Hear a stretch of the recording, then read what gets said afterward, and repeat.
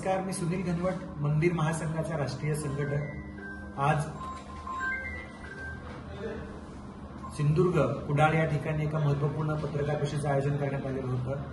श्री दत्त देवस्थान मानगाव, महाराष्ट्र मंदिर महासंघ आणि हिंदू जनजागृती समिती यांच्या संयुक्त विद्यमाने 8 फेब्रुवारीला सकाळी 9:30 ते 5:30 या वेळेमध्ये महाराष्ट्र मंदिर न्यास परिषदेचं एक दिवसीय मंदिर परिषदेचं आयोजन करण्यात आलेलं आहे। यामध्ये प्रामुख्याने सिंधुदुर्ग जिल्ह्यातल्या ज्या मंदिरांच्या समस्या आहेत, बरीच मंदिरं मानपानावरनं बंद आहेत, त्याचबरोबर महाराष्ट्रामध्ये शेकडो एकर जमिनी या जमिनीच्या मंदिरांच्या आहेत त्या बळगावलेल्या आहेत। काही बिल्डर लॉबी आणि सरकारी अधिकाऱ्यांनी संगनमत करून त्यासाठी अँटी लँड ग्रॅबिंग ऍक्ट करण्यात यावा।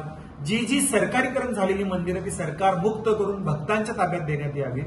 वक्फ बोर्डच्या माध्यमातून सुद्धा बऱ्याच मंदिरांच्या जागा बळगावल्या आहेत, त्याच्यावरती दावा लावलेला आहे। तर ह्या सगळ्या दावा लावलेल्या जमिनी त्या मंदिरांच्या भक्तांच्या ताब्यात द्याव्यात, वक्फ बोर्डच रद्द करण्यात यावं, अशा विविध मागण्यांसाठी, त्याचबरोबर मंदिरांमध्ये ड्रेस कोड लागू करण्यात यावा, या मागण्यांसाठी मंदिर परिषद असणार आहे। सिंधुदुर्ग जिल्ह्यातली अनेक मंदिर विश्वस्त, पुरोहित, पुजारी, मंदिर क्षेत्रात कार्य करणारे अधिवक्ता या मंदिर परिषदेला सहभागी होणार आहेत। या ठिकाणचं कुणकेश्वर देवस्थान असेल, पूजनीय अण्णा महाराज राऊळ यांचं देवस्थान असेल, त्याचबरोबर आर्या दुर्गा देवस्थान आहे, भगवती देवस्थान, अशा विविध मंदिरांचे मंदिर विश्वस्त या मंदिर परिषदेला उपस्थित राहणार आहेत।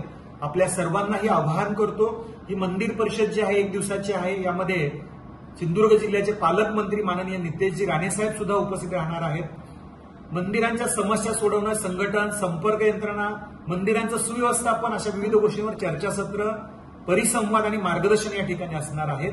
ही मंदिर परिषद हिंदू जागृती या युट्यूब चॅनलच्या माध्यमातून लाईव्ह सुद्धा असणार आहे। मी पुन्हा एकदा महाराष्ट्र मंदिर महासंघ, हिंदू जनजागृती समिती आणि श्री दत्त देवस्थान मानगाव यांच्या वतीने या मंदिर परिषदेला सहभागी व्हावं असं आवाहन करतो। नमस्कार।